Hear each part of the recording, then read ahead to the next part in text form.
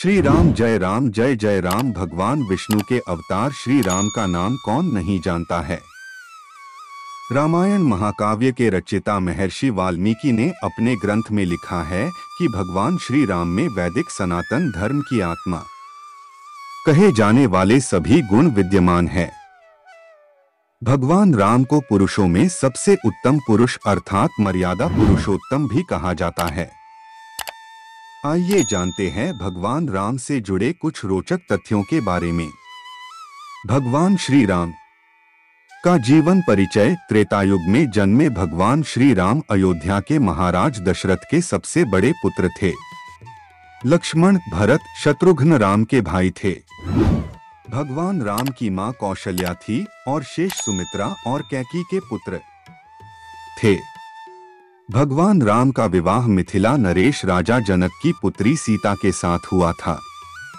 लक्ष्मण की पत्नी उर्मिला, शत्रुघ्न की पत्नी श्रुतकीर्ति और भरत की पत्नी मांडवी थी।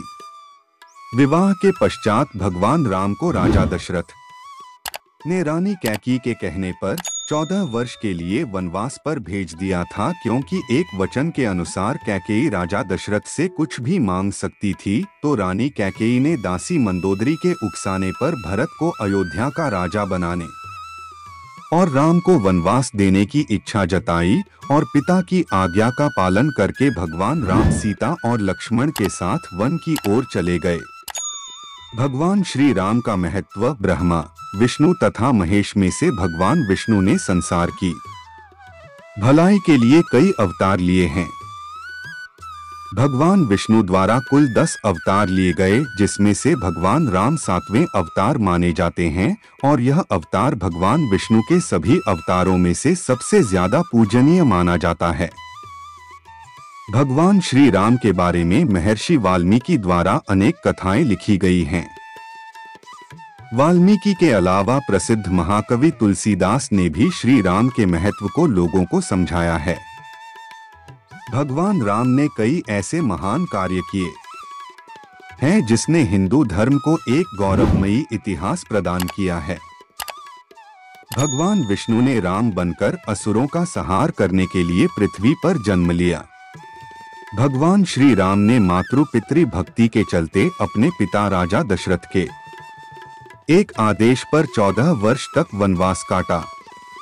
नैतिकता, वीरता, कर्तव्यपरायणता के जो उदाहरण भगवान राम ने प्रस्तुत किए वह बाद में मानव जीवन के लिए मार्गदर्शक बन गए। एक कुशल और प्रजाहितकारी राजा थे राम। भगवान राम अपनी प्रजा को हर तरह से सुखी रखना चाहते थे। उनकी धारणा थी कि जिस राजा के शासन में प्रजा दुखी रहती है वह राजा नरक भोगी होता है।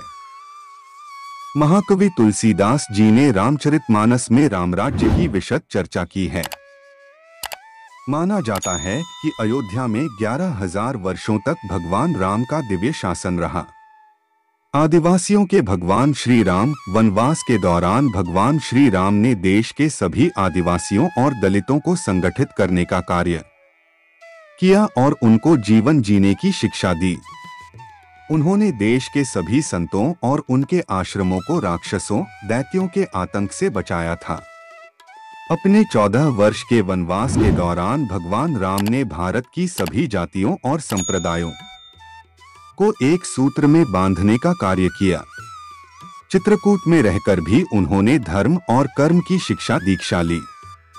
भगवान राम ने भारत भर में भ्रमण कर भारतीय आदिवासी, जनजाति, पहाड़ी और समुद्री लोगों के बीच सत्य, प्रेम, मर्यादा और सेवा का संदेश फैलाया और यही कारण था कि राम का जब रावण से युद्ध हुआ तो सभी तरह की अनार्य जातियों ने राम का साथ दिया।